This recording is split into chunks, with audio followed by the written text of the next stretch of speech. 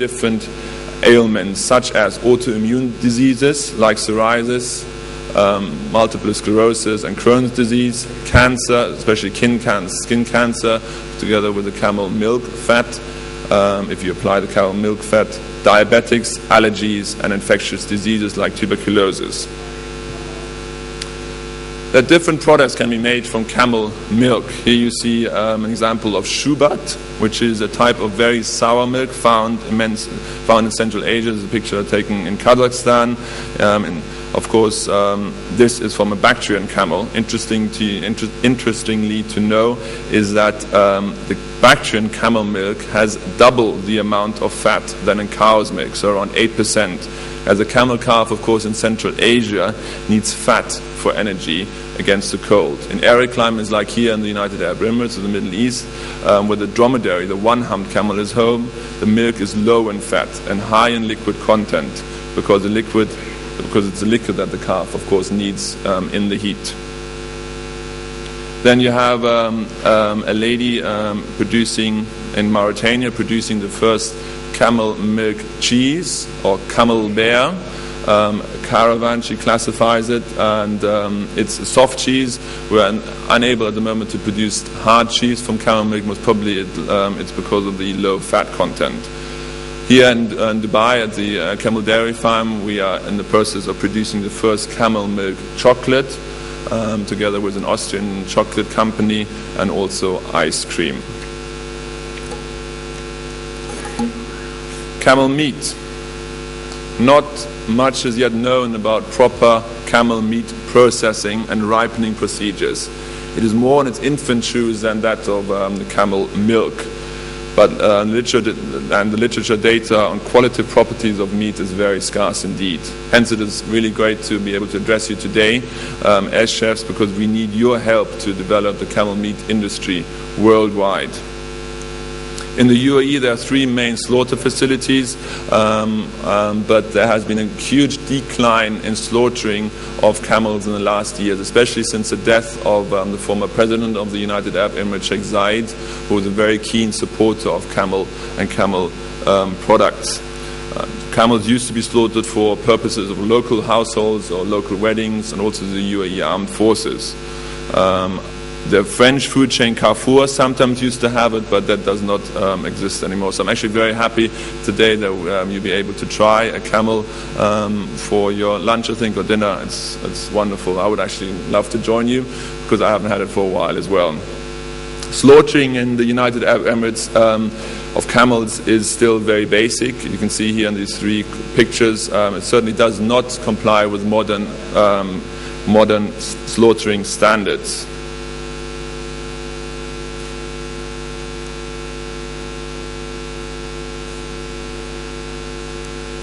Since the camel is the best meat-producing animal adapted or suited for this hot and arid climate, we are now in the process of starting to look into the commercialization of camel meat for the local and expatriate foreign market, 2 very different ways of meat processing. In the past, camel meat was associated by especially non-local, so non-Bedou, non-Arab consumers with being tough, and the meat was associated with being also very tasteless in comparison to other meat. This is mainly due to the fact that the meat has never been processed correctly. After the mandatory halal slaughtering, no dressing of the carcass takes place. The meat is usually cut directly off the bone, so there's no grading into high quality or lower quality cuts. This means that standardization is impossible, and there's no guarantee of a consistent quality by uniform grading of cuts of meat. But as you all know better than I do, I'm sure, a meat needs to ripen, it needs to mature. Applying the same standards and procedures on camel meat as on other meats, we are very positive that a high quality product comparable to that of other meats or first choice beef is possible. So as we are already leading the way in the development of camel milk products, we are also hoping to set up a state-of-the-art camel slaughtering and processing unit here in Dubai. But there needs to be a lot of development done on the production, the ripening, and further processing of camel meat to make it into a competitive product. Maybe something along the lines of Kobe beef or Parma ham of the Middle East. Marketing research, for example, in Australia has shown that camel meat is very popular with tourists who are looking for an unusual culinary experience, therefore ideal for restaurants and hotels. Medicinal properties, I think there's something slightly wrong with the picture. Anyway, you can see most of it. I think it's corrupt. Medicinal properties of a healthier meat diet is quite evident. It is very low in fat, the meat, but with a high content of unsaturated fats. There's a clear correlation between the water and fat content. The meat is low in cholesterol, about 50 milligrams per 100 grams in comparison to 65 milligrams per 100 grams of beef. But unfortunately, the protein is somewhat lower in camel milk than, for example, beef meat. Furthermore, and important, the chemical parameters found in camel meat is dependent on the cut, not the age of the animal. If one looks at the micronutrients, it is immediately apparent that camel meat is an excellent source of trace elements, zinc and iron. In camels, similar to cattle, the divided carcass, which includes the hump, makes up about 55% of the live weight, whereby the forequarters and the hindquarters take up most of the carcass percentage, with the neck and the hump taking up the rest. Of course, due to the length of the camel neck, it is treated as a separate part. Several of the edible slaughter byproducts like heart, liver, lung, spleen and kidney have considerable nutritional value because of their low fat and energy content and their high content of essential nutrients like protein, vitamin B, iron, zinc and copper. Of course, with camel you will find the regular cuts or normal retail cuts like top side, silver side, eye of round, sirloin, heel and hind shank. The hump, of course, is not made of water, it is made of fat. It is a highly solid fat tissue which can only be processed with difficulty into sausage products, but what you can do, you can melt it down and use it, for example, for cooking. So to conclude, I would like to ask you to consider camel products in your menus, and this contribute to a healthier diet and a more sustainable product. Thank you very much.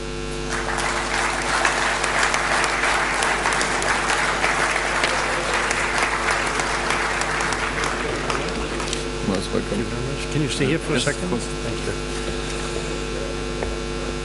Professor Venery, thank you very much for sharing with us an experience that I'm sure is very new to many of us here, and it again underscores the great benefit of coming to a different part of the world and learning about cuisine and food and things that we are not so familiar with. So thank you very much for doing that.